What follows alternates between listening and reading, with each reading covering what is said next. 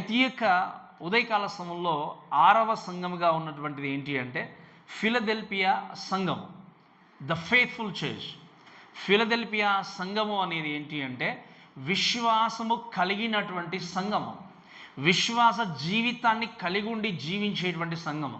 మీరు చూడండి, ఈ యొక్క మనం ఆలోచన చేస్తే ఈ మొదటి సంఘాన్ని గురించి మనం ఆలోచన చేసినప్పటి నుండి, లైక్ ఎఫ్ఎస్సి సంఘాన్ని గురించి చూస్తే మనం 2వ అధ్యాయంలో నేర్చుకున్నాం కదా. ఈ యొక్క సంఘం గురించి మాట్లాడినప్పుడు ఎఫ్ఎస్లో ఉన్న సంఘాన్ని గురించి చూసిన తర్వాత ఆ విధంగా ఈ 6 సంఘాల గురించి మాట్లాడినా కూడా స్ముర్ణ, అదేవిధంగా ఈ ఫిలదెల్ఫియా సంఘాన్ని చూసినప్పుడు నువ్వు మారు మనసు పొందు అని చెప్పడానికి దేవుడు ఆ మాటను వాళ్ళవి ఈ సంఘాల్లో. ఎందుకు అంటే ఈ సంఘం ఎంతో విశ్వాసం కలిగినటువంటి సంఘం, ఈ సంఘం ఎంతో నమ్మకంగా జీవించేటువంటి సంఘము. ఈ సంఘాన్ని గురించి ఆలోచన చేసినప్పుడు ఈ సంఘములో దేవుడు ఏ తప్పిదాన్ని కూడా కనుక్కోలేదు. మీరు విన్నానంటే ఈ యొక్క సంఘం అంత పర్ఫెక్ట్గా ఉందా, ఈ యొక్క సంఘం నిజంగా ఏ తప్పిదం లేకుండా ఉందా అంటే లోకంలో, ప్రపంచంలో తప్పిదములు లేకుండా ఉండేటువంటి సంఘాలు ఏవి లేవు. కానీ ఈ సంఘాన్ని ప్రస్తావించి చూసినప్పుడు దేవునికి ఏది కూడా నిజంగా ఇది తప్పు చేస్తున్నావని చెప్పడానికి ఏది కూడా ఆ సంఘంలో కనబడలేదు. కాబట్టి మీరు వినండి, ఈ ఫిలదెల్ఫియా సంఘాన్ని చూసినప్పుడు దయచేసి కొన్ని విషయాలు జ్ఞాపకం చేసుకుంటూ మనం ముందుకు వెళ్దాం. దయచేసి 7వ వచనం చూస్తే, ఫిలదెల్ఫియాలో ఉన్న సంఘపు దూతకు ఇలాగూ వ్రాయుము, దావీదు తాళపు చెవి కలిగి ఎవడును వేయలేకుండా తీయవాడును, ఎవడును తీయలేకుండా వేయువాడునైనా సత్యస్వరూపియగు పరిశుద్ధుడు చెప్పు సంగతులు ఏవనగా అనే విషయం అని చూస్తున్నాం. మీకు అర్థమైందిగా చెప్పిన మాట. ఈ ఫిలదెల్ఫియా అనేటువంటి సంఘాన్ని చూసినప్పుడు యేసుక్రీస్తు ప్రతి సంఘానికి తను ఏం చేస్తున్నాడు చెప్పండి, పరిచయం చేసుకున్నాడు. ఈ సంఘాన్ని గురించి కూడా చూసినప్పుడు ఆయన పరిచయం చేసుకుంది. ఎలా పరిచయం చేసుకున్నాడు? ఫస్ట్ రైటర్ గురించి మనం మాట్లాడినప్పుడు ఏంటి అంటే, దావీదు తాళపు చెవి కలిగి ఎవడును వేయలేకుండా తీయవాడును, ఎవడును తీయలేకుండా వేయువాడునైనా సత్యస్వరూపియగు పరిశుద్ధుడు చెప్పు సంగతులు ఏవనగా అంటున్నాడు. యేసుక్రీస్తు తన్ను తాను ఈ యొక్క సంఘానికి పరిచయం చేసుకుంటూ రాసిన విషయం ఏంటి అంటే, ఈ holds the key of David. అంటే ఏంటి? దావీదు తాళపు చెవులు కలిగినటువంటి వ్యక్తిగా ఉన్నాడు. ఈ దావీదు తాళపు చెవి అనే విషయం చూసినప్పుడు ఏంటి అంటే, మీరు వినండి, దావీదు యొక్క వంశం నుండి వచ్చినటువంటి వ్యక్తి ఎవరు అంటే యేసుక్రీస్తు. ద మెస్సైనిక్ అథారిటీ కలిగి ఉండి మెస్సీగా లోకానికి వచ్చి ఆయన పరలోక రాజ్యానికి వెళ్ళడానికి, లేకపోతే హెవెన్లీ బ్లెస్సింగ్స్ పొందుకోవడానికి, పరలోక సంబంధమైన ఆశీర్వాదాలు పొందుకోవడానికి, పరలోక రాజ్యానికి చేరగలగడానికి ఎవరు ఓపెన్ చేయగలరు మార్గాన్ని అంటే యేసుక్రీస్తు మాత్రమే. అందుకే ఆయన యొక్క లీనేజ్ నుండి, దావీదు యొక్క వంశం నుండి వచ్చినటువంటి క్రీస్తు చెప్పు సంగతులు ఏవనగా అనే విషయాన్ని ప్రస్తావిస్తున్నాడు. ఎందుకు అంటే క్రైస్ట్ హోల్డ్స్ ద కీ. అంటే ఏంటి? యేసుక్రీస్తు అథారిటీ కలిగి ఉన్నాడు, యేసుక్రీస్తు అధికారం కలిగి ఉన్నాడు. ఎక్కడికి? పరలోక రాజ్యాన్ని పంపించే అధికారం దేవుని చేతిలో ఉంది. పరలోక రాజ్యంలో ఉన్నటువంటి ప్రతి విధమైనటువంటి ఆశీర్వాదాన్ని అనుగ్రహించేటువంటి ఆ యొక్క అధికారం కలిగిన వ్యక్తి ఎవరు అంటే యేసుక్రీస్తు మాత్రమే. కాబట్టి ఆ విషయాన్ని ప్రస్తావిస్తూ ఏమన్నాడు అంటే, దావీదు తాళపు చెవి కలిగి ఉండి ఎవడును వేయలేకుండా తీయవాడును, ఎవడును తీయలేకుండా. సో యేసుక్రీస్తు తాళం వేస్తాడు అంటే ఎవరు కూడా దాన్ని ఓపెన్ చేయలేరు. ఎవరైనా ఒకవేళ మీరు ఆలోచన, యేసుక్రీస్తు దాన్ని ఓపెన్ చేస్తారంటే ఎవరు కూడా దాన్ని క్లోజు చేయలేదు. అంటే ఏంటి? పరలోక రాజ్యానికి వెళ్ళడానికి యేసుక్రీస్తు ఏం చేస్తాడు చెప్పండి, తన చేతిలో కీ ఉంది, అథారిటీ ఉందనే విషయాన్ని ఆయన తెలియజేసినట్టుగా మనం చూస్తాం. అంతేకాకుండా మీరు ఆలోచన చేస్తే ఈవెన్ ఆయన ఎలా పరిచయం చేసుకున్నాడు అంటే సత్యస్వరూపియగు అన్నాడు. ఏమన్నాడు చెప్పండి? So is the true God. ఆయన సత్యస్వరూపి అయినటువంటి దేవుడు. ఆయనలో సత్యం ఉంది. అందుకే ఆయన మనం అబ్సల్యూట్ బీయింగ్ అంటాం. అంటే ఏంటి? ఆయనలో అసత్యం లేదు. అందుకే యేసుక్రీస్తు ఏమంటాడు? నాలో పాపం ఉన్నదని మీలో ఎవడు స్థాపించును అంటాడు. ఆయన అసత్యం లేదు, ఆయన సత్యవంతుడు. ఆయన ఈవెన్ అంటాడు, నేను సత్యము కొరకే సాక్ష్యం ఇవ్వడానికి లోకానికి వచ్చానంటాడు. సత్యము కొరకు సాక్ష్యం ఇచ్చేటువంటి దేవుడుగా, అబ్సల్యూట్ స్టాండర్డ్ కలిగినటువంటి వ్యక్తిగా, ట్రస్ట్వర్దిని కలిగిన వ్యక్తిగా యేసుక్రీస్తు ఏంటి అంటే సత్యాన్ని కలిగిన దేవుడుగా. అందుకే వాక్యం మనం చూస్తాం, నేనే మార్గమును సత్యమును జీవము. ఆయన అన్నాడు నేనే సత్యము. అంటే ఆయన సత్యము కాబట్టి ఆ సత్యాన్ని కలిగినటువంటి దేవుడుగా తెలియజేసే మాటలు ఏంటి అంటే, నేను ఈ సంగతులు నేను మీకు తెలియజేస్తుంటున్నాను. అండ్ థర్డ్ థింగ్ మనం చూస్తాం ఏంటి అంటే, ఇంకేమన్నాడు చెప్పండి, పరిశుద్ధుడు అనే విషయాన్ని ప్రస్తావించాడు. ఏమన్నాడు చెప్పండి ఆయన? అంటే ఏంటి పరిశుద్ధుడు? నేను అంటే తాను పాపాన్ని సహించే దేవుడు కాదు, పాపాన్ని అసహించుకునే దేవుడు, పరిశుద్ధతను కలిగి పవిత్రతను కలిగి పరిశుద్ధుడైనటువంటి దేవుడు చెప్పు సంగతులు ఏమనగా. మీరు వినండి, ఈ సంఘానికి ఎంత ఎంకరేజ్మెంట్ కలిగింది చూడండి. ఫిలదెల్ఫియా సంఘానికి యేసుక్రీస్తు ప్రస్తావిస్తే ఏమంటే ఎంత ఎంకరేజ్ చేశాడు అంటే, ఐ హ్యావ్ ఎ కీ, నేను మిమ్మల్ని పరలోకం తీసుకెళ్ళడానికి నా దగ్గర ఏముంది, తాళం చేయి ఉంది. మీకు నిజంగా పరలోక సంబంధమైనటువంటి బ్లెస్సింగ్స్ ఇవ్వడానికైనా ఆ అథారిటీ కలిగిన వ్యక్తిని నేనన్నాడు ఆయన. అంతేకాకుండా ఏమన్నాడు, నేను సత్యవంతుడైనటువంటి క్రీస్తును చెప్తున్నాను అన్నాడు. పరిశుద్ధైనటువంటి దేవుణ్ణి చెప్పు సంగతులు ఏమనగా అనే విషయాన్ని ప్రస్తావించాడు. మీరు వినండి, ఈ విశ్వాసాన్ని కలిగినటువంటి సంఘాన్ని దేవుడు ఉద్దేశిస్తూ పరిశుద్ధుడైన దేవుడిగా నేను మీకు రాస్తున్నాను అన్నాడు. సత్యస్వరూపైన దేవుడిగా నేను మీకు రాస్తున్నాను, మిమ్మల్ని పరలోకము తీసుకెళ్లే దేవుడుగా ఈ యొక్క లెటర్ నేను మీకు రాస్తున్నాడు. ఎంత గొప్ప ఎంకరేజ్మెంట్ అంటే చాలా గొప్ప ఎంకరేజ్మెంట్. సో ఈ విధంగా దేవుడు తను ప్రస్తావించుకు చూసిన తర్వాత మీరు వినండి, ఈ సంఘాన్ని గురించి చూస్తే దేవుడు గద్దించి మాట్లాడేది ఏది కూడా సంఘంలో కనబడలేదు. దేవుడు మనం చూస్తే దేవుడు గద్దించి ఇది మానుకోవాలి అనేది కూడా దేవుడు ఆ సంఘానికి చెప్పలేదు. సో దీని తర్వాత మనం చూస్తే ఈ ఫిలదెల్ఫియా లెట్స్ ఈ సెకండ్ థింగ్ ఏంటి అంటే, సిటీ గురించి మాట్లాడితే ఫిలదెల్ఫియా ఈ యొక్క పట్టణాన్ని గురించి మాట్లాడితే మీరు వినండి, ఈ యొక్క పట్టణము పెర్గమా రాజు అయినటువంటి, పెర్గమా దేశానికి రాజు అయినటువంటి అట్లోస్ అనేటువంటి ఒక రాజు ఈ యొక్క పట్టణాన్ని కనుక్కున్నాడు. మీకు అర్థమవుతుంది కదా, అట్లోస్ అనేటువంటి ఒక రాజు ఈ పట్టణాన్ని కనుక్కున్న తర్వాత మోస్ట్లీ ఏంటి అంటే క్రీస్తు పూర్వం 189వ సంవత్సరంలో ఈ పట్టణాన్ని కనుక్కున్న తర్వాత తన యొక్క అంటే అట్లాస్ యొక్క తమ్ముడు అంటే బాగా ఇష్టం తనకి. ఆ తమ్ముడిని ప్రేమించి తమ్ముడి యొక్క నిక్ నేమ్ అయినటువంటి ఆ నిక్ నేమ్ ఏం చేశాడంటే ఈ పట్టణానికి పెట్టాడు. ఆ పట్టణం పేరేంటి, అదే పేరేంటి అంటే ఫిలదెల్ఫియా. ఏంటి మీకు అర్థమవుతుంది కదా, ఆ తమ్ముడి యొక్క నిక్ నేమ్ ఏంటి అంటే ఫిలదెల్ఫియా. ఈ పట్టణానికి ఈ నేమ్ పెట్టిన తర్వాత మీరు చూస్తే ఈ పట్టణము దాదాపుగా సార్దీస్ అనేటువంటి ఈ యొక్క పట్టణం లాస్ట్ వీక్ మనం నేర్చుకున్నాం. సార్దీస్ యొక్క పట్టణం నుండి 48 కిలోమీటర్ల దూరంలో ఉంది. మీకు అర్థమవుతుంది కదా, మనం చూసాం ఎఫెసస్, స్ముర్నా ఈ విధంగా వెళ్తూ ఈ 6వ పట్టణం అయినటువంటి ఈ యొక్క ఫిలదెల్ఫియా పట్టణంలోనికి ఈ ఉత్తరాన్ని రాసినట్టుగా చూస్తాం. అంతేకాకుండా ఈ యొక్క సిటీ గురించి మీరు ఆలోచన చేస్తే ఈ యొక్క పట్టణం అనేది పర్వతాల పైన ఉన్నటువంటి పట్టణం. మీకు అర్థమవుతుంది కదా, ఆన్ ద మౌంటైన్స్ హిల్. ఈ పర్వతాల మీద ఉన్నటువంటి ఈ పట్టణం గురించి మాట్లాడినప్పుడు ఈ పట్టణంలో మీరు చూస్తే అంటే హిస్టారికల్గా ఆలోచన చేస్తే స్పెషల్లీ ఏంటి అంటే ఎక్కువగా అగ్ని పర్వతాలతో కూడుకున్నటువంటి ప్రాంతం. మీకు అర్థమవుతుంది కదా, అగ్ని పర్వతాలతో కూడుకున్న ప్రాంతం. ఎప్పుడు కూడా చూసిన అగ్ని పర్వతాలు బ్రద్దలు అయ్యేవి. అంతేకాకుండా ఎక్కువ భూకంపాలు వచ్చేటివి. మీకు అర్థమవుతున్నాయి కదండి, భూకంపాలు వచ్చేటివి. ఈ భూకంపాల మధ్యలో ఈ యొక్క అగ్ని పర్వతాలు కూడుకున్న ఈ ప్రాంతంలో ఈ యొక్క సిటీ అనేది చాలాసార్లు డిస్ట్రాయ్ అయిన విధంగా ఉండేది. ఇంకా ఆలోచన చేస్తే ఏంటి అంటే మనం హిస్టారికల్గా చూస్తే ఏంటి అంటే 17వ శతాబ్దం అంటే క్రీస్తు శకము 17వ శతాబ్దంలో పెద్ద భూకంపం వచ్చేసి ఆ ప్రాంతంలో ఉన్నటువంటి దాదాపుగా 12 పట్టణాలన్నీ కూడా సమూలంగా చెప్పాలంటే దాదాపుగా డిస్ట్రాయ్ అయిపోయాయి. దాంట్లో సార్దీస్ పట్టణం ఉంది, ఫిలదెల్ఫియా పట్టణం కూడా ఉంది.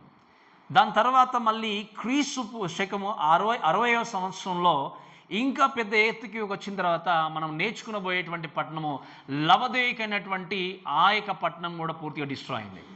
ఈ పట్టణాలన్నిటి విధంగా ఉన్నప్పుడు ఈ పర్షియన్ కింగ్ అయినటువంటి లేదా ఎంపరర్ అయినటువంటి ఆ సీజర్ అంటే టిబేరియస్ అనేటువంటి ఈ యొక్క సీజర్ ఏం చేశాడు అంటే ఈ చక్రవర్తి ఈ పట్టణాలని మళ్ళీ కూడా రీబిల్డ్ చేశాడు, కట్టాడు. కాబట్టి వీళ్ళు ఏం చేశారు అంటే ఆయనకు ఒక స్మారక స్తూపాన్ని ఏం చేశారు అంటే నిలబెట్టి ఆయన్ని పూజించే వ్యక్తులుగా ఉన్నారు కొద్ది కాలం. సో ఇటువంటి హిస్టరీ కలిగినటువంటి ఈ ఫిలదెల్ఫియా 6వ శతాబ్దానికి వచ్చేసరికి ఏం జరిగిందంటే ముస్లిమ్స్ అంతా ఆక్రమించేసుకున్నారు. అందుకే ఈ సంఘాలన్నీ కూడా ఎక్కడున్నాయి చెప్పండి, ఈ సిటీస్ అన్నీ కూడా ఇప్పుడు టర్కీ దేశంలో ఉన్నాయి. కాబట్టి టర్కీ ప్రాంతం అంతా ఏంటి ఇప్పుడు ముస్లింలు ఎక్కువ మెజారిటీ కలిగినటువంటి వ్యక్తులుగా ఆ దేశంలో మనం ఉన్నట్టుగా చూస్తాం. అయితే ఈ యొక్క పట్టణాన్ని గురించి ఇంకొంచెం మనం ఆలోచన చేస్తే ఏంటి అంటే ఒరిజినల్గా ఏంటి అంటే లిడియన్ అనేటువంటి భాషను వీరు మాట్లాడేవారు.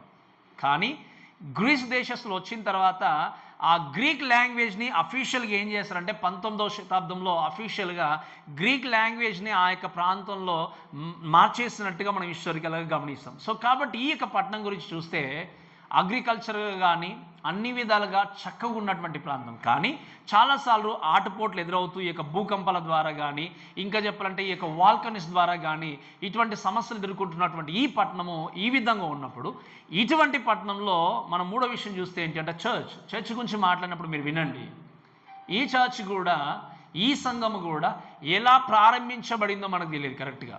అంటే there was no historical background. మనకు బాగా తెలుసు అపోస్తలుడైనటువంటి పౌలు 3 సంవత్సరాలు ఆయన ఎఫెసీ ప్రాంతానికి వెళ్ళడానికి పరిచర్యలో వెళ్తున్నప్పుడు ఈ చుట్టుపక్కల ఉన్నటువంటి ప్రాంతాలు కాబట్టి సువార్తను మోసుకుని వెళ్ళి ఈ యొక్క పట్టణంలో కూడా సంఘము స్థాపించబడింది అనే విషయం మనం చూస్తాం. కాబట్టి ఈ యొక్క సంఘాన్ని గురించి చూసినప్పుడు so we have less information about the church. So దీని తర్వాత దేవుని యొక్క వాక్యంలో చూస్తే దేవుడు 4వది మనం ఆలోచన చేస్తే కమెండేషన్ అంటాం. అంటే ఏంటి? దేవుడు ఇచ్చేటువంటి ప్రశంస. ఏ విధంగా దేవుడు యొక్క సంఘాన్ని మెచ్చుకుంటున్నాడు అంటే లెట్స్ రీడ్ వర్స్ 8 నుండి చదువుదాం. చూడండి దయచేసి. నీ క్రియలను నేను ఎరుగుదును, నీకున్న శక్తి కొంచెమై ఉండినను నీవు నా వాక్యమును గాయకొని నా నామము ఎరుగనలేదు అన్నాడు. దేవుడి సంఘాన్ని చూస్తూ ఆయన ప్రశంసిస్తూ మెచ్చుకుంటూ రాసిన మొట్టమొదటి విషయం గురించి చూస్తే ఏంటంటే మీరు వినండి, ఐ నో యువర్ డీడ్స్. ఈయన ప్రతిసారి కూడా దేవుడు ఏమన్నాడు? I can see everything, I know your deeds, I know your works. ఏమంటున్నాడు? నీ పనులు నాకు తెలుసు, నీ యొక్క వర్క్స్ నాకు తెలుసు, నువ్వు చేస్తుంది ఏంటో నాకు తెలుసు అని చెప్తే ఏమన్నాడు అంటే, వేరే సంఘాల గురించి మాట్లాడినప్పుడు ఎంతో కోపంతో కండెమ్ చేశాడు, ఎంతో కోపంతో గద్దించాడు. కానీ ఈ సంఘాన్ని గురించి చూస్తే దేవుడు ఏమన్నాడు అంటే మీరు వినండి, ఈ సంఘాన్ని దేవుడు చూసి చాలా సంతోషిస్తున్నాడు, చాలా సంతోషంగా ఉన్నాడు దేవుడు. ఆయన అన్నాడు, ఐ నో యువర్ డీడ్స్, నీ పనులు నాకు తెలుసు. ఏంటి ఆ పనులు? దేన్ని బట్టి దేవుడు ప్రశంసించాడు అంటే మీరు చూడండి, you have a little power అన్నాడు. ఏమన్నాడు చెప్పండి? నీకు ఉన్న శక్తి కొంచెమే. దీన్ని మనం డునామైట్ అంటాం ఈ గ్రీక్ భాషలో, గ్రీక్ భాషలో ఆలోచన చేస్తే.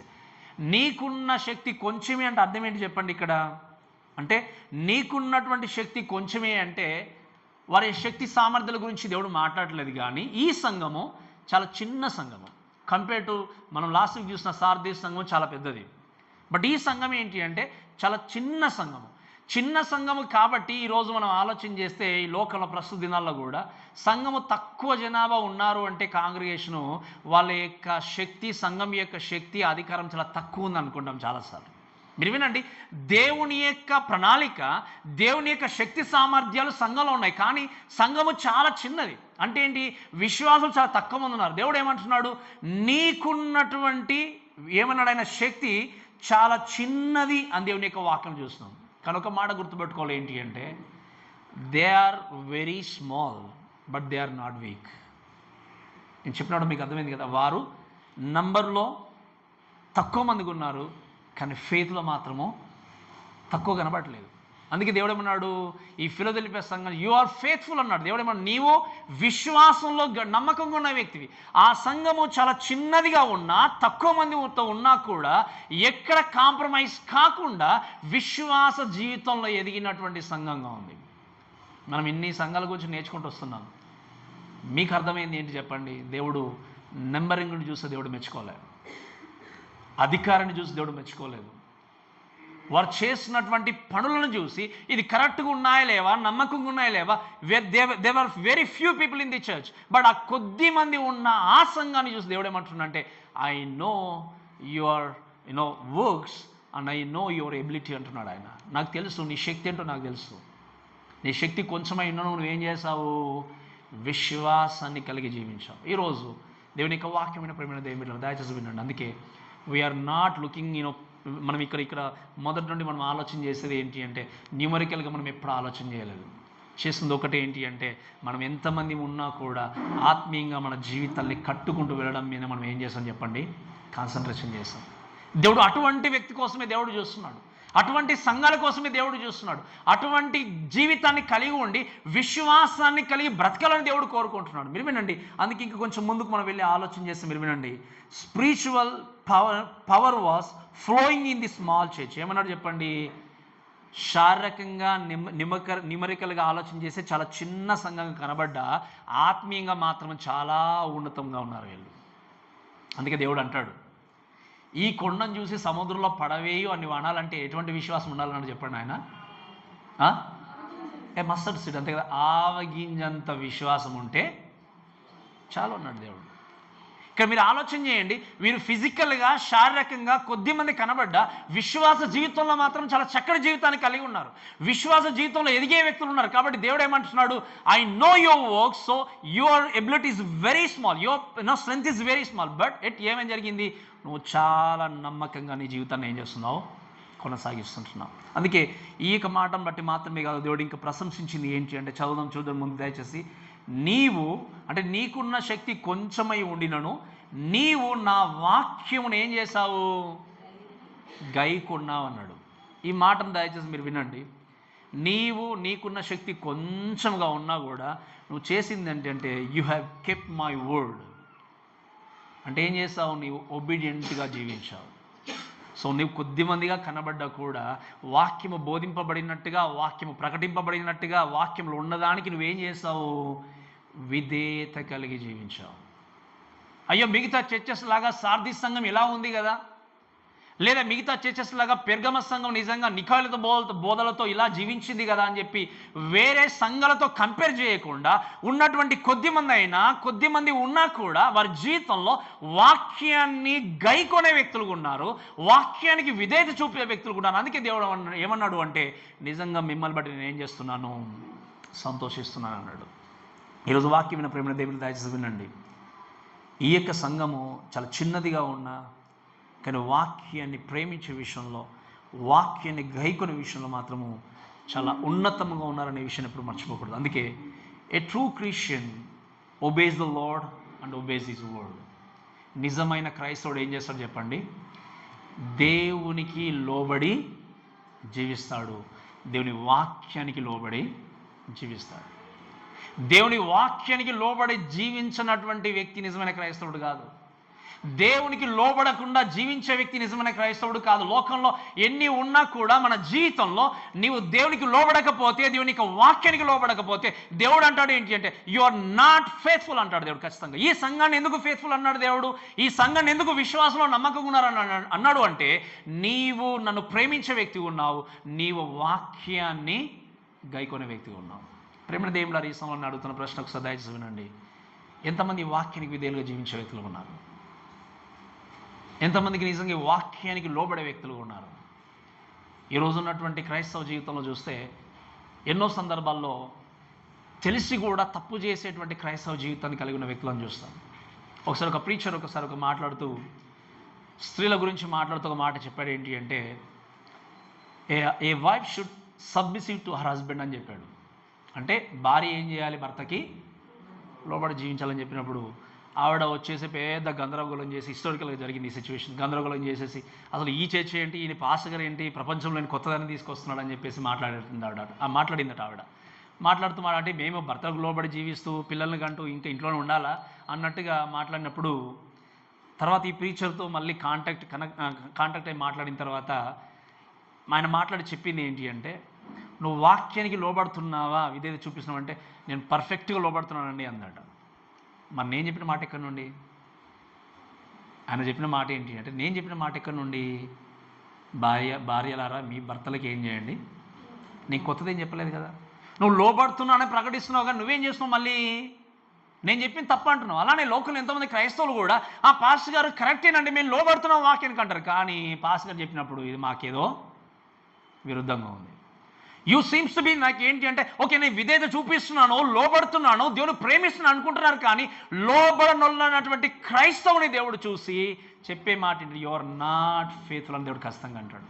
ఒకసారి పరీక్షించుకోండి, ఎంతమంది నిజంగా మీరు ఆ అపోహలో జీవిస్తున్నారు.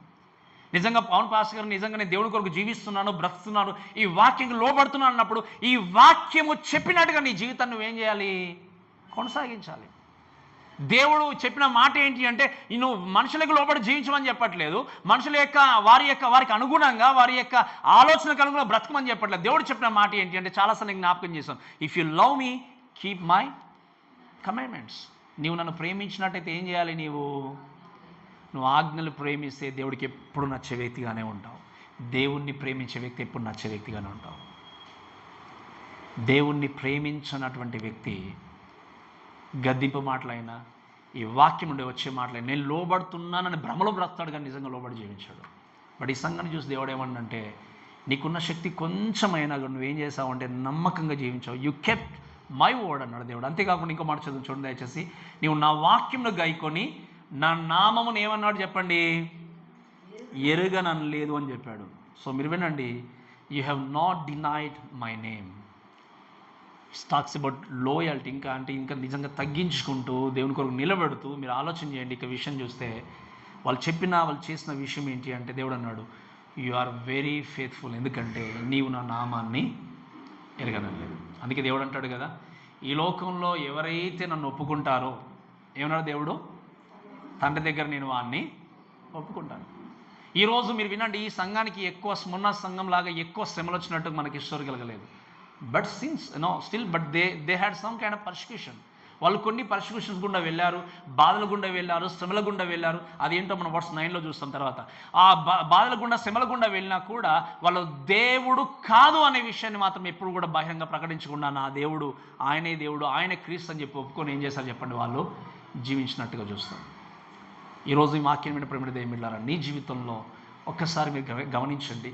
దేవుడు మనల్ని, మన సంఘాన్ని, మన జీవితాన్ని చూసి యు ఆర్ ఫేత్ఫుల్ అని ఎప్పుడు అంటాడు అంటే, ఆయన నామమును మనం ప్రకటిస్తూ, ఆయన నామాన్ని ప్రచురపరుస్తూ, నువ్వు ఏ స్థితిలో ఉన్నా, ఎక్కడ ఉన్నా కూడా ఆయనే నా దేవుడు అని చెప్పి నువ్వు బహిరంగంగా ప్రకటిస్తూ ముందుకు వెళ్ళావు. సో వీళ్ళు ఏం చేశారు? ఎన్ని శోధనలు వచ్చినా, కష్టాలు వచ్చినా వాళ్ళు ఈ దేవుడు మా దేవుడు కాదని చెప్పి ఎప్పుడు కూడా అనలేదు.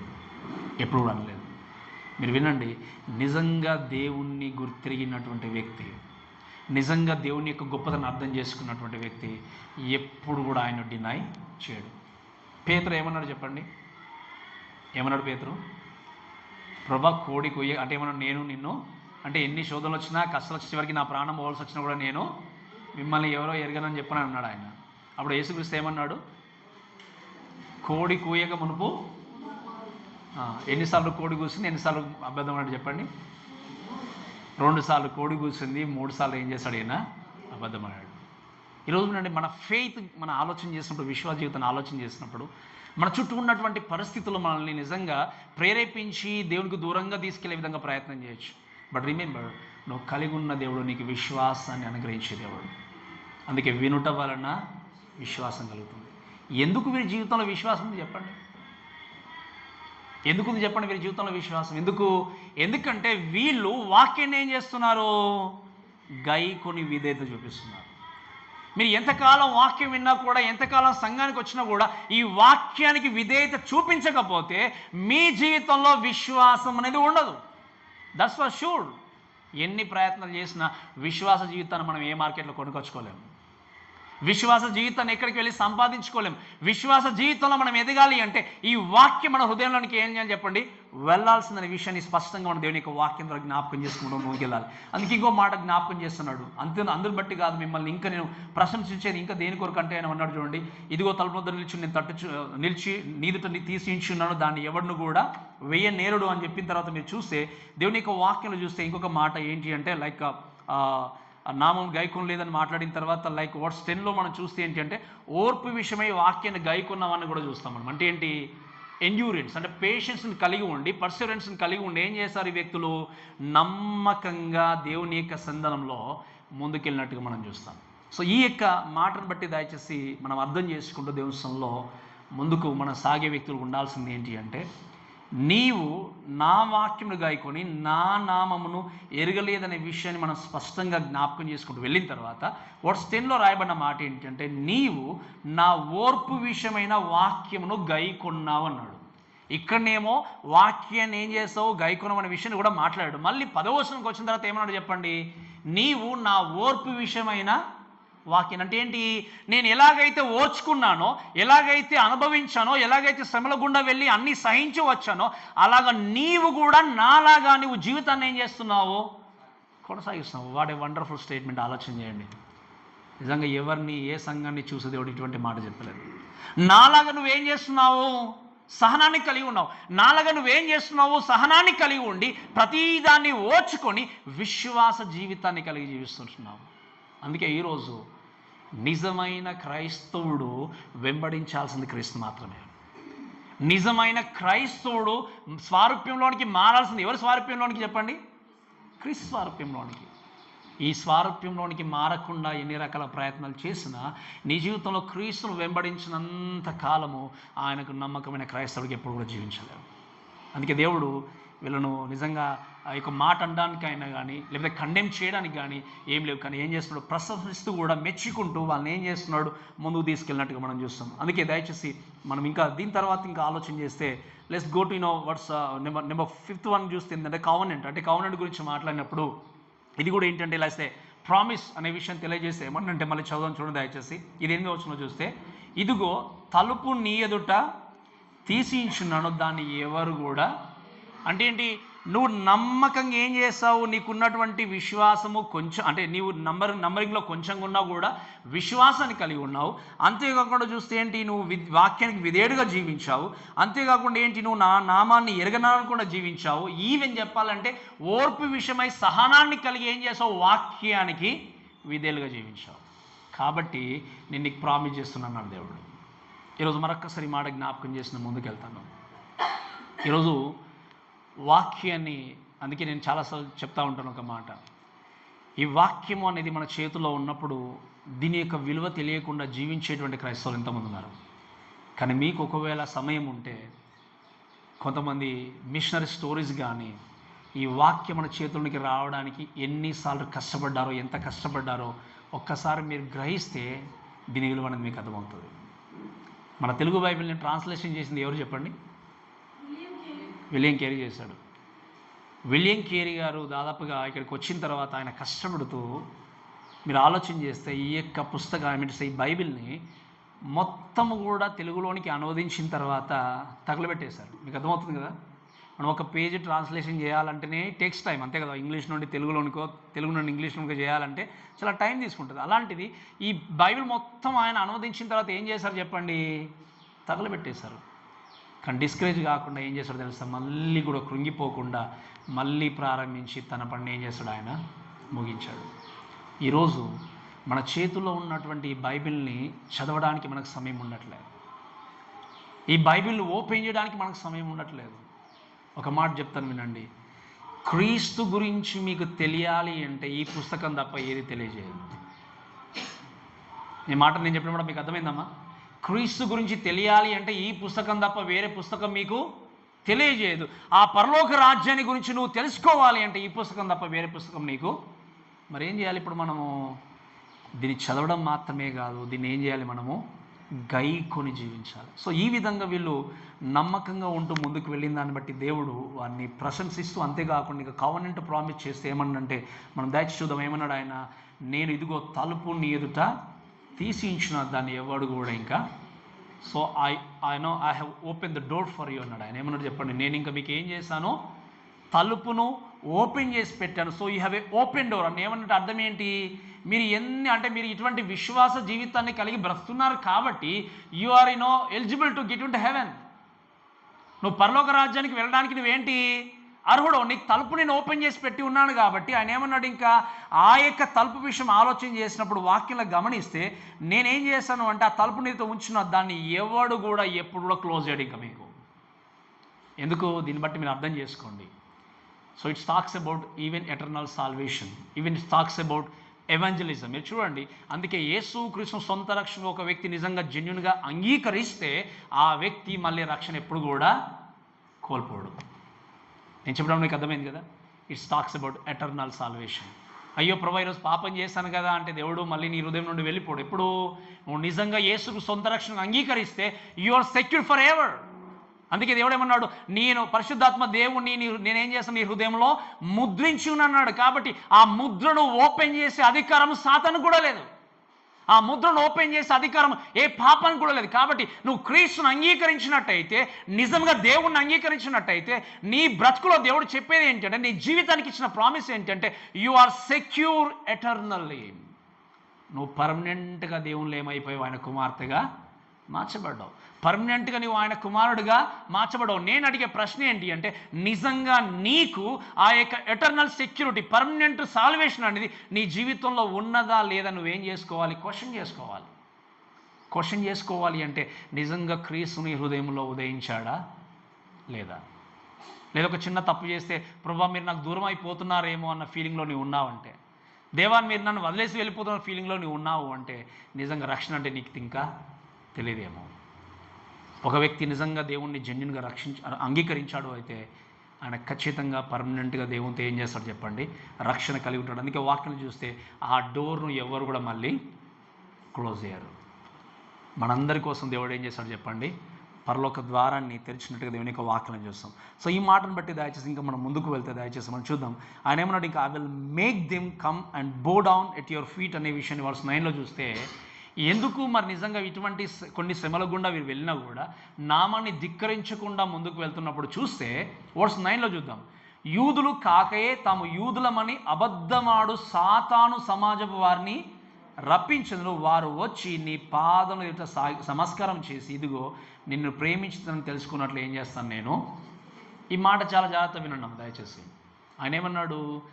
I will make them come and బో డౌన్ ఎట్ యువర్ ఫీట్. ఏమన్నాడు ఆయన? నేను వారిని మీ దగ్గరికి రప్పించి నేనేం చేస్తాను అంటే, మీకు నమస్కారం చేసే విధంగా చేస్తానంటే, టాక్స్ అబౌట్ హ్యూమిలిటీ, హంబుల్నెస్. ఇక్కడ వాక్యం మీరు గమనించాలి ఒక మాట. యూదులు కాకే తాము యూదులమని అంటే, ఎవరు వీళ్ళు? నిజంగా యూదులు కాదా అనే విషయం ప్రస్తావించినప్పుడు మీరు వినండి. అందరూ యూదులు ఎక్కడ ఉన్నవాళ్ళు యూదులే, కానీ యూదులు కాక యూదులమని చెప్పుకునే వ్యక్తులు ఎవరు అంటే, మీరు వినండి చాలా జాగ్రత్తగా.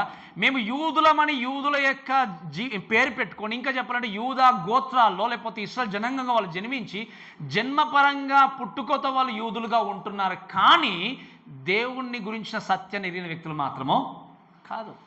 దేవుడి కొరకు జీవించే వ్యక్తులు మాత్రమే కాదు. యేసుక్రీస్తుని గురించి తెలుసుకున్న వ్యక్తులు కాదు. వాక్యము చెప్పినట్టుగా వాక్యానికి లోబడినటువంటి జీవితాన్ని కలిగి ఉండి కేవలం మేము యూదులమని ప్రచారం చేసుకునేటువంటి అబద్ధకరమైనటువంటి యూదులను మీ దగ్గరికి తీసుకొచ్చి నేనేం చేస్తాను? బోడో అని చెప్పిస్తాను అన్నాడు ఆయన. అటువంటి అబద్ధకరమైనటువంటి యూదులు వీరిని ఏం చేస్తున్నారు? హింసల పాలు చేస్తున్నారు. ఈరోజు క్రైస్తవుని హింసించేది ఎవరు తెలుసా మీకు? వాక్యాన్ని ప్రేమించినటువంటి క్రైస్తవుడు, వాక్యానికి లోబడినటువంటి క్రైస్తవుడు. ఆ రోజు ఎంతోమంది వ్యక్తులు, మీరు ఆలోచన, ఫస్ట్ సెంచరీలో మనం చూస్తాం, ఎంతోమంది వ్యక్తులు తమ జీవితాలని త్యాగం చేశారు. ఎవరో తెలుసా? చంపింది చాలా మట్టుకు క్రైస్తవులు. అంటే ఇంకా యూదులుగా దేవుని అంగీకరించిన వ్యక్తులు ఉన్న యూదులు. ఈవెన్ వచ్చినటువంటి తర్వాత కాలంలో చూస్తే రోమన్ క్యాథలిక్స్ ఎంతోమంది ఏం చేస్తారు? క్రిస్టియన్స్ని చంపేస్తారు. ఈరోజు నిజంగా క్రైస్తవులుగా ఉన్నటువంటి వాళ్ళకి నిజంగా చెప్పాలంటే అసహించుకునే వ్యక్తులే కావచ్చు, అడ్డుబండుకు ఉండే వ్యక్తులే కావచ్చు, ఇంకా చెప్పాలంటే దేవుని యొక్క సువార్తను ప్రకటింపబడకుండా అడ్డుబండుకు నిలబడే వ్యక్తులే కావచ్చు. ఎవరు నిజమైన క్రైస్తవుని హింసించేవారు అంటే అబద్ధ క్రైస్తవుడు. ఎవరు అబద్ధ క్రైస్తవుడు అంటే వాక్యాన్ని ప్రేమింపనివాడు. ఎవరు అబద్ధ క్రైస్తవుడు అంటే వాక్యానికి విధేయత చూపనివాడు. ఈరోజు ఎంతోమంది కూడా దేవుణ్ణి ప్రేమించకుండా, దేవుని సంఘాన్ని గురించి సరైన అవగాహన కలిగి ఉండకుండా జీవించే లోకంలో సంచరించే వాళ్ళు ఎంతోమంది ఉన్నారు. వినండి చాలా జాగ్రత్త. అందుకే చెప్తాను, వీఆర్ హియర్. దేవుడు మనకి ఏర్పాటు చేసినటువంటి, అందుకే ఈ పుస్తకాన్ని నేను చదువుతూ ఉంటే ఒక నిజంగా నాకు కొన్నిసార్లు అనిపించింది, నాకు ఏంటి అంటే, ఐ డోంట్ నో, మేబీ ఈ పుస్తకం అంతా అయిపోయే వరకు దేవుడు వస్తాడో లేకపోతే నేను వెళ్ళిపోతాను అన్న ఫీలింగ్ వచ్చింది నాకు. మేబీ 1 year 1.5 year పడుతుంది, నాకు తెలియదు. మేబీ ఈ పుస్తకం అంతా ఆయన వస్తాడో లేకపోతే నేను వెళ్ళిపోతానేమో అన్న విధంగా నాకు అనిపించింది. అంటే ఏంటి? We are here to correct ourselves and prepare ourselves to meet our Lord Jesus Christ. ఎంతమంది నిజంగా సంతోషంగా ఉన్నారు చెప్పండి? నా దేవుడు వస్తే ఖచ్చితంగా నేను ఆయన ఎదుర్కొంటాను అన్నట్టుగా. నిజమైన క్రైస్తవుడికి సంతోషం ఉంటుంది. అబద్ధంతో జీవించే క్రైస్తవుడికి సంతోషం ఎప్పటికీ ఉండదు. వాక్యాన్ని ప్రేమించే క్రైస్తవుడికి ఆనందము, దేవా మీరు వస్తే సంతోషం అని చెప్పేసి. ఆనందముతో అబద్ధముతో జీవించే వ్యక్తికి ఈరోజు కష్టమే, రేపు కష్టమే, నెక్స్ట్ ఇయర్ కూడా కష్టమే. And always I tells you how you know yourself. ఆలోచన చేస్తే how you know you are keeping yourself ready. నువ్వు ఏ విధంగా నీ జీవితాన్ని ప్రిపేర్ చేసుకుంటున్నావు దేవుని ఎదుర్కోవడానికి. అదే మన తర్వాత దేవుని యొక్క వాక్యలో చూస్తాం. వినండి, ఇక్కడ ఆయన అన్న విషయం ఏంటంటే, వీళ్ళు వచ్చి ఏం చేస్తారు? నీ దగ్గర బోడౌన్ చేసే విధంగా నేను నీకు వారిని చేస్తానని చెప్పి దేవుడు అన్నాడు. అంతేకాకుండా మీరు దేవుని యొక్క వాక్యం మనం చూస్తే ఇంకా అన్నాడు ఆయన, I will keep you from the hour of testing. This a very important thing అన్నట్టు. మనం కొంచెం టైం స్పెండ్ చేసి ముందుకు వెళ్దాం. ఆయన ఏమన్నాడు, ఇంకా నేను మిమ్మల్ని తప్పిస్తాను అనే విషయం చెప్పాడు. 10వ వచనం ఏమన్నా దయచేసి 10వ వచనం, నీవు నా ఓర్పు విషయమై వాక్యమును గైకొంటివి గనక భూనివాసులను శోధించుటకు లోకమంతటి మీదికి రాబో శోధన కాలంలో నేను నిన్ను ఏం చేస్తాను, కాపాడుతాను. And this is the greatest hope మనందరికీ ఉన్నది. మీరు వినండి, ఈ సంఘాన్ని గురించి మాట్లాడినప్పుడు దేవుడు ఏమన్నాడు అంటే, I will keep you from the hour of testing అన్నాడు ఆయన.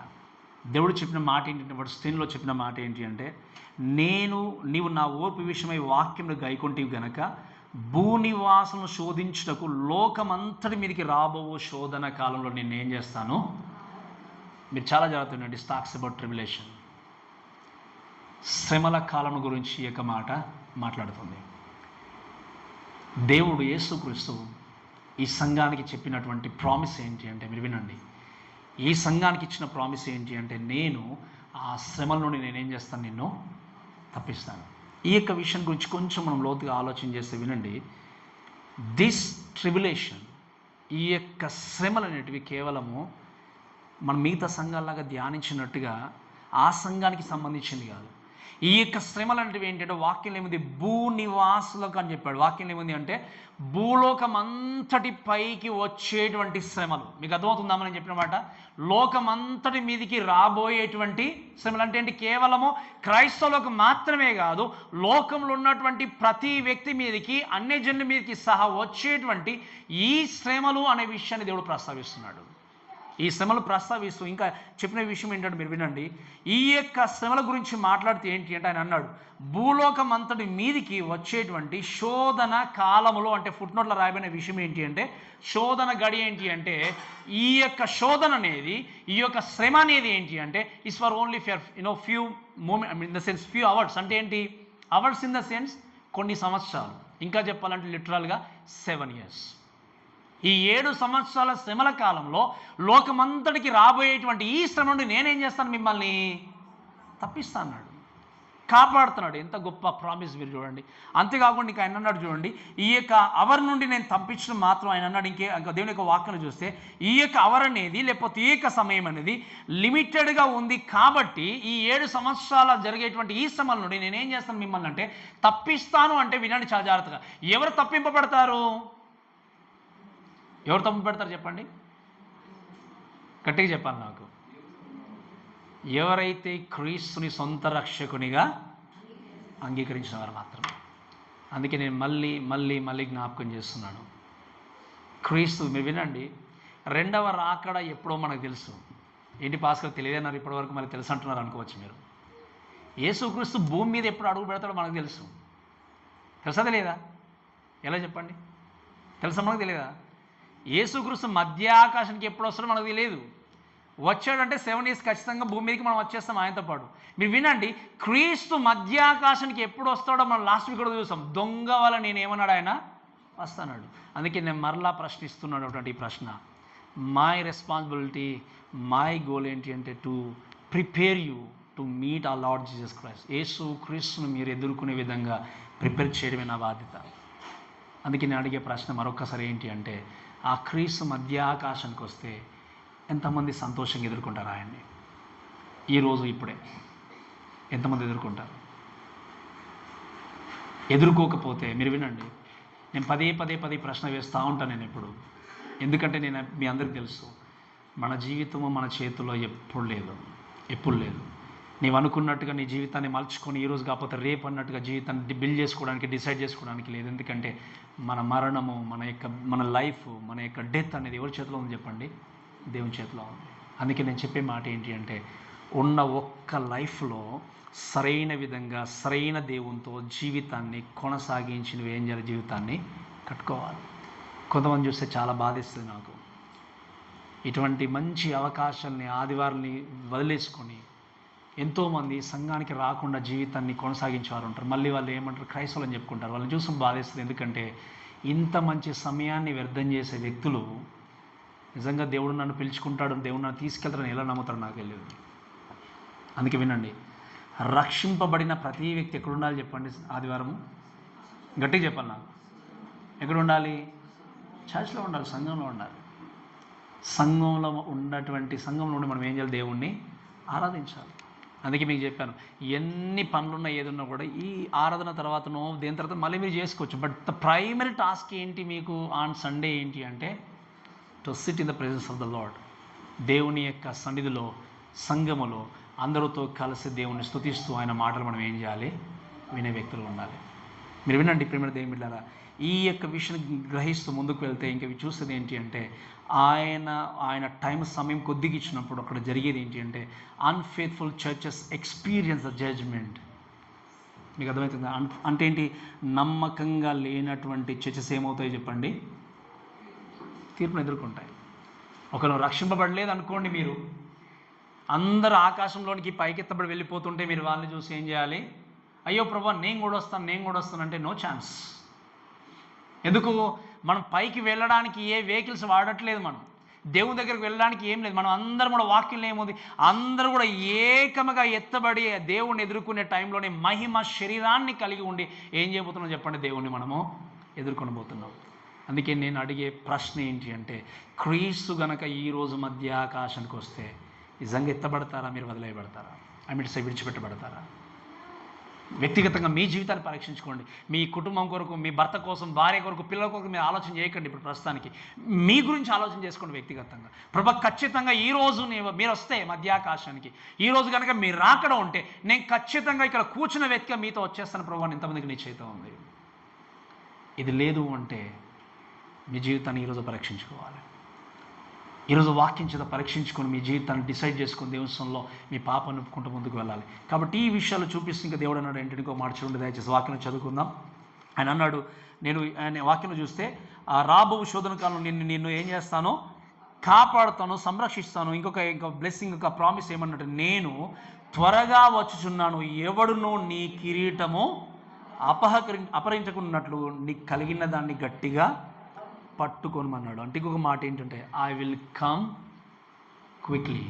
ఏమన్నా? నేను త్వరగా వచ్చున్నాను. ఈ మాట పదే పదే అంటే రాయబడింది ఏంటంటే, నేను వస్తానని చెప్పాలి. దేవుడు ఏమన్నాడు చెప్పండి? ఐ విల్ కమ్ క్విక్లీ అంటే నేను త్వరగా వస్తాను అంటే రావడానికి, త్వరగా రావడానికి తేడా ఉందా లేదా? చాలా తేడా ఉంది, చాలా వ్యత్యాసం ఉంది. నేను త్వరగా వస్తున్నా అంటే అర్థం ఏంటి? నేను ఎప్పుడు వస్తున్నా మీకు తెలియదు కాబట్టి మీరు ఏం చేయండి? రెడీగా ఉండండి అంటున్నాడు దేవుడు. నేను వస్తానంటే వస్తాను కానీ ఏమన్నా దేవుడు ఇంకా మనలాంటి వాళ్ళ గురించి మనం తెలుసుకోవడానికి దేవుడు ఏమన్నంటే, ఐ విల్ కమ్ క్విక్లీ, నేను త్వరగా వస్తాను. మీరు అనుకున్న విధంగా ఆ లేట్ అనేది ఉండదు అని దేవుడు చెప్తున్నాడు. కాబట్టి త్వరగా వస్తానని దేవుడు చెప్పినప్పుడు మనం చేయాల్సింది ఏంటంటే, దేవుని యొక్క వాక్యంలో బట్టి ఆలోచన చేస్తే చాలా జాగ్రత్తగా దేవుని సన్నిధిలో జీవితాన్ని బిల్డ్ చేసుకుంటూ తప్పకుండా ఏం చేయాలి? ముందుకు వెళ్ళాలి. ఈ మాటను బట్టి ఇంకొక విషయం చూపిస్తాను చూడండి దయచేసి. కమాండ్, దేవుడు ఇచ్చినటువంటి ఆజ్ఞ ఏంటి ఇంకా సంఘానికి అని ఆలోచన చేసినప్పుడు చూడండి దయచేసి. 11వ వచనంలో మనం సెకండ్ పార్ట్ చూస్తే, ఎవడునో నీ కిరీటం అపహరింపకుండా ఉన్నట్లు నీకు కలిగిన దాన్ని గట్టిగా. సో ఇది ఫేత్ఫుల్ చర్చ్గా ఉంది ఈ యొక్క సంఘము. ఈ యొక్క సంఘాన్ని చూసి దేవుడు ప్రశంసించాడు, వాగ్దానం చేశాడు. వాగ్దానం చేసేమనంటే, నీకు ఒక ఆజ్ఞ ఇస్తున్నాను, దాన్ని ఖచ్చితంగా కొనసాగించన్నాడు. ఏంటి ఆజ్ఞ? ఏంటి దాన్ని కొనసాగించాల్సింది, పాటించాల్సింది ఏంటి అంటే, నువ్వు కలిగి ఉన్న దాన్ని గట్టిగా పట్టుకోను. మీరు వినండి, ఈ మాటను బట్టి చూసినప్పుడు హోల్ ఫాస్ట్ అనే విషయం చూస్తే, కలిగి ఉన్న దాన్ని గట్టిగా పట్టుకోవాలంటే ఏంటి అర్థము? ఒకటే మాట, రిమైన్ ఫెయిత్ఫుల్. నువ్వు ఇప్పుడు జీవిస్తున్న జీవితాన్ని కొనసాగిస్తున్నావు, విశ్వాసంలో ముందుకెళ్తున్నావు, నమ్మకంగా జీవిస్తున్నావు. కాబట్టి వేరే సంఘాలతో కంపేర్ చేసుకోకుండా, వేరే సంఘాలతో పోల్చుకోకుండా, నువ్వు ఎటువంటి జీవితాన్ని ఇప్పుడు కలిగి ఉన్నావో, ఎటువంటి విశ్వాస జీవితాన్ని కలిగి ఉన్నావో, అదే జీవితాన్ని నువ్వేం చేయు? దాన్ని గట్టిగా పట్టుకొని కొనసాగించమని దేవుడు చెప్పాడు. ఈరోజు వాక్యం మీద ప్రేమ దేవుని బిడ్డలారా, నువ్వు నమ్మకమైన విశ్వాసగా జీవించడానికి ప్రయత్నం చేస్తుంటే ఎక్కువ శ్రమలు వస్తున్నాయని భయపడుతున్నావేమో. నమ్మకమైన క్రైస్తవుగా జీవించడానికి ప్రయత్నం చేస్తుంటే చాలామంది నీ దగ్గర నుండి దూరం వెళ్ళిపోతున్నారని బాధపడుతున్నావేమో. మీరు వినండి, నమ్మకమైన క్రైస్తవుగా జీవిస్తే నేను అసహించుకుంటారు అనుకుంటున్నావేమో. బైబిల్ అంతట్లో గమనించండి, దేవునితో ఉన్న వాళ్ళు అందరూ ఇప్పుడు ఒంటరిగానే ఉన్నారు. మీకు అర్థమని చెప్పిన మాట, ఒంటరిగానే పోరాటం చేసి చివరికి వాళ్ళ జీవితాన్ని ముగించుకున్నారు. మీరు చూడండి, పెద్ద గుంపును వేసుకుని పెద్ద గ్రూప్ అంతా కలిగేసి lot of people, lot of క్రౌడ్తో ముందుకెళ్ళిన వాళ్ళు. దేవుని గురించి మనం ఆలోచన చేసినప్పుడు అబ్రహాం ఒక్కడే దేవుని పిలుపును గుర్తిరిగి వచ్చింది. నోహ ఒక్కడే కుటుంబాన్ని సంరక్షించుకొని దేవుని మాటకు లోబడింది. ఏలియా ఒక్కడే దేవుని గురించి నిలబడి 450 మంది బయలు ప్రవక్తలతో ఛాలెంజ్ చేసింది. యోనా ఒక్కడే దేవుడికి విధేయత చూపించి మళ్ళీ కూడా ధైర్యంగా వెళ్ళి నినే పట్టణానికి ఆయన ఏం చేశాడు, దుర్గతి కలుగుతుంది అని చెప్పేసి ప్రకటించిన వ్యక్తి. ఇలా చెప్పుకుంటూ పోతే బైబిల్లో చాలామంది ఉన్నారు దేవుని కొరకు నిలబడి పోరాటం జరిగించడం. ఎందుకు అంటే వారికి తెలుసు, ఎవరు వదిలేసినా ఎవరు విడిచిపెట్టినా వాళ్ళను వదలనటువంటి యేసుక్రీస్తు వారితో పాటు ఉన్నాడు అని. ఈరోజు నేను ప్రభువా నమ్మకంగా జీవిస్తే నా కుటుంబం నన్ను నిజంగా అసహించుకుంటాను అనుకోవచ్చు.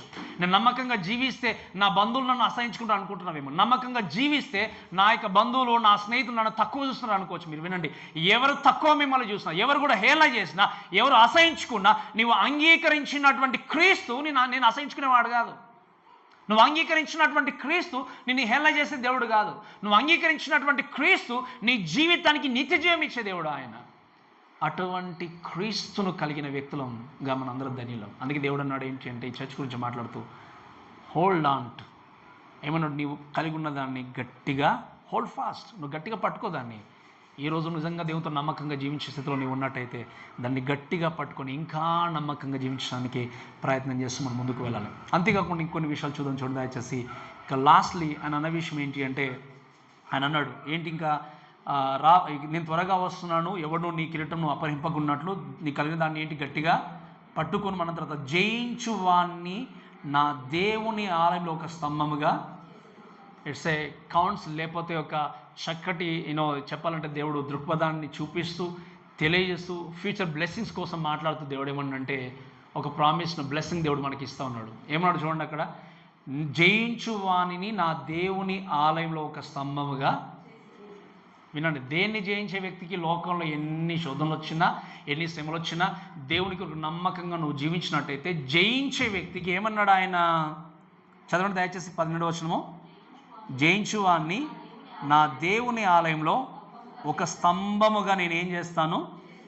వినండి, దేవుని ఆలయంలో స్తంభంగా చేస్తాను అంటే it's not talks about this church, it not talks about like other churches. అంటే లోకంలో ఓకే నేను ఈ సంఘానికి మూల స్తంభాన్ని అంటారు కొంతమంది, నేను లేకపోతే సంఘం నడవదు అంటారు చాలామంది. వినండి, సంఘానికి మూల స్తంభం ఎవరు చెప్పండి, యేసుక్రీస్తు.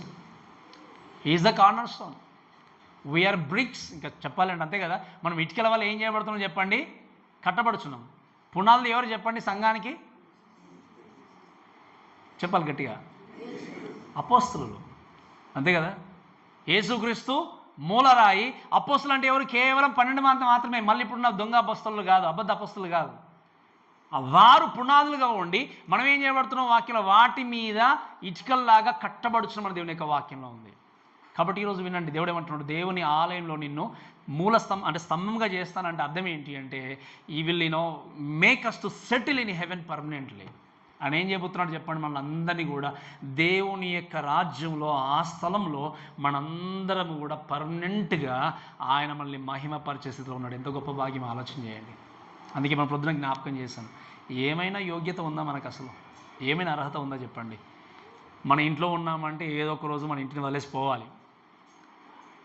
ఇక్కడ కూర్చున్నామంటే 2.5 గంటల తర్వాత ఇంటికి వెళ్ళిపోవాలి. ఎక్కడ లోకంలో జీవించినా కూడా మళ్ళీ మన స్థానం నుండి మనం ముగించుకుని లోకం నుండి వెళ్ళిపోవాల్సిందే. కానీ పరలోకాన్ని గురించి మాట్లాడే దేవుడు ఏమంటే, నిన్ను ఒక స్తంభంగా అంటే ఏంటంటే కదిలింపబడినటువంటి వ్యక్తిగా పరలోక రాజ్యంలో నుండి ఎప్పటికి కూడా ఏం చేస్తావు, దేవునితోనే ఉంటావు. ఎంత గొప్ప భాగ్యం ఆలోచన చేయండి. అటువంటి ఆ దేశంలో, ఆ పరలోకములో స్థానం సంపాదించుకోవాలి అంటే ఈ కాలంలో, ఈ రాజ్యంలో, ఈ టైంలో నువ్వు దేవుడికి ఏం చేయాలి, నీ రక్షకుడికి నువ్వు అంగీకరించాలి. నీకు రక్షణకర్తకు నువ్వు ఏం చేయాలి, దేవుణ్ణి అంగీకరించాలి. అంతేకాకుండా ఇంకా దేవుడు అన్నాడు ఒక మాట చూడండి దయచేసి.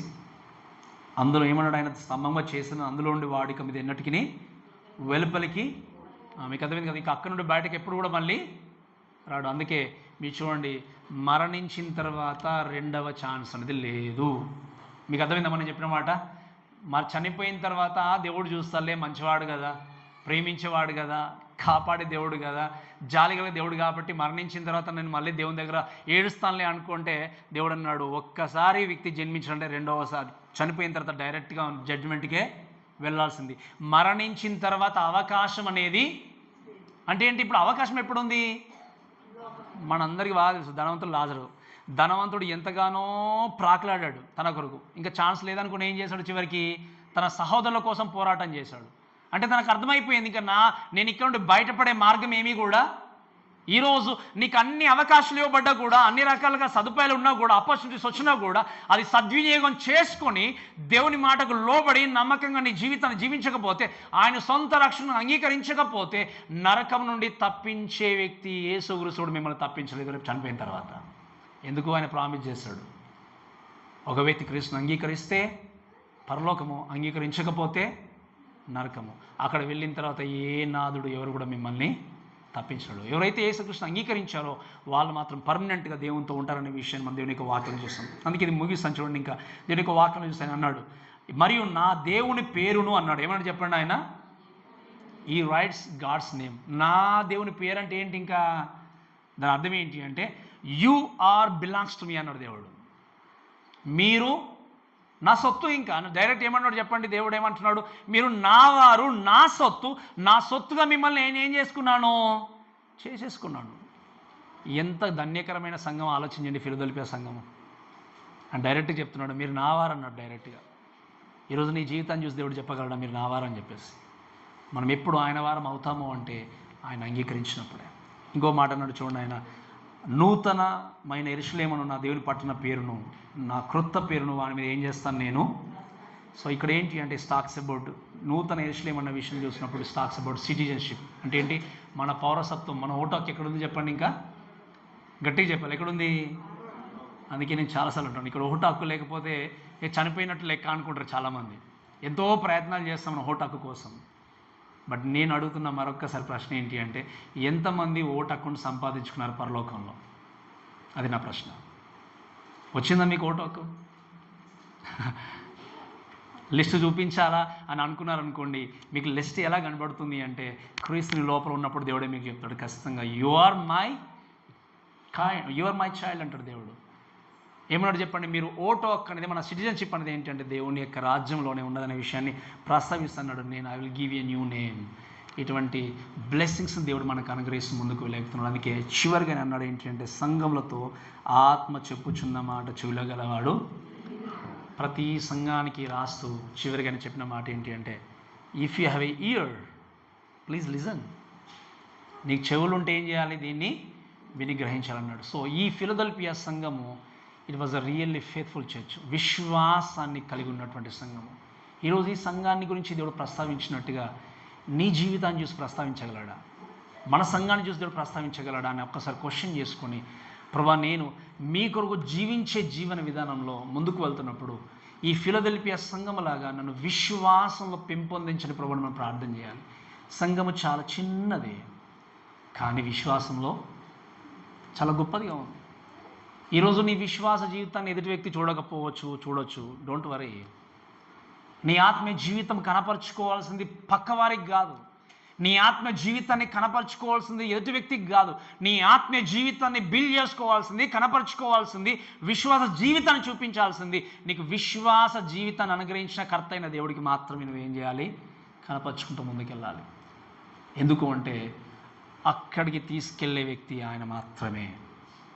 అందుకే ఏమన్నాడు యేసుక్రీస్తు? నేనే మార్గమును సత్యమును, నా ద్వారా తప్ప తండ్రి దగ్గరికి. And I just want to ask you lastly once again, నిజంగా క్రీస్తు గనక మిమ్మల్ని పిలిచినట్టయితే ఈరోజు నువ్వు చాలు ఇంకొచ్చాయని దేవుడు పిలిచినట్టయితే నువ్వు పరలోకం వెళ్తావా? లేదా దేవుడు మధ్యాకర్షణకు వచ్చినట్టయితే ఆయన దగ్గరికి ఎత్తబడతావా? ఈ ప్రశ్న ఒక్కసారి ప్రశ్నించుకుంటూ మీ జీవితాన్ని చెక్ చేసుకుంటూ దయచేసి ప్రార్థన పూర్వకంగా ప్రిపేర్ అయ్యి ముందుకు వెళ్ళాల్సింది మనం. ఎందుకంటే మనకు తెలుసు మన దేవుని యొక్క రాకడ చాలా దగ్గరలో ఉంది. ఆయన అన్నాడు నేను త్వరగా వస్తున్నాను. కాబట్టి ఆ విధంగా మన జీవితాన్ని ప్రిపేర్ చేసుకుంటూ దేవస్థానంలో ముందుకు సాగుతాం. కాబట్టి మాటలు మన దేవుడు దీవించి ఆస్వాదించును గాక.